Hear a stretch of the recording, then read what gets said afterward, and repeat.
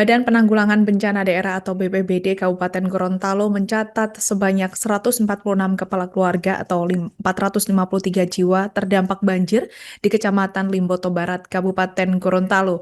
Data tersebut merupakan hasil pendataan sementara dari BPBD pasca bencana banjir yang terjadi pada Minggu 4 Januari 2026 akibat dari curah hujan yang tinggi hingga memicu luapan Sungai Marisa.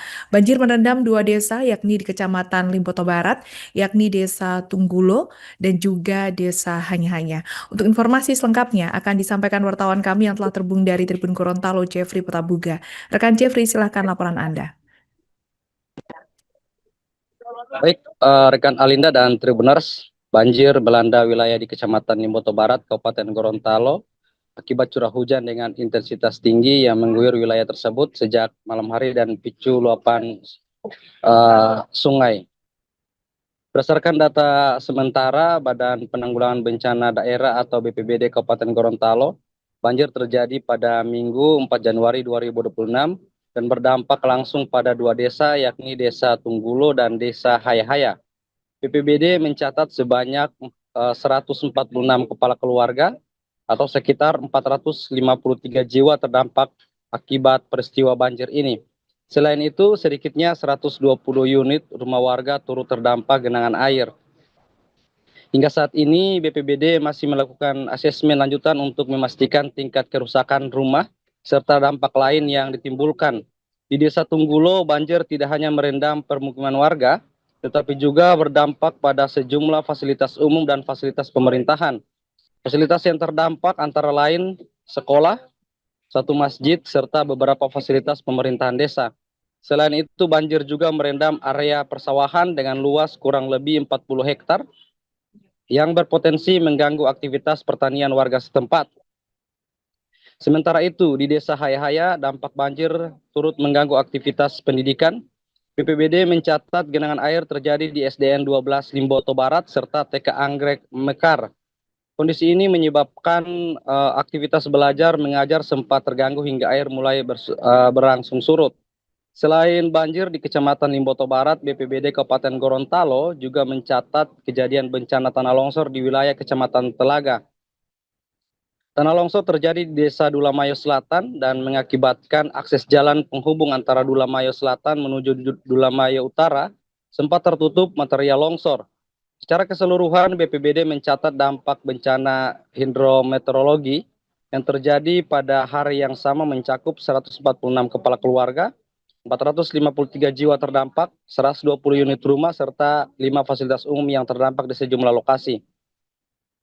Menindaklanjuti kejadian tersebut, BPBD Kabupaten Gorontalo langsung melakukan penilaian situasi di lokasi bencana.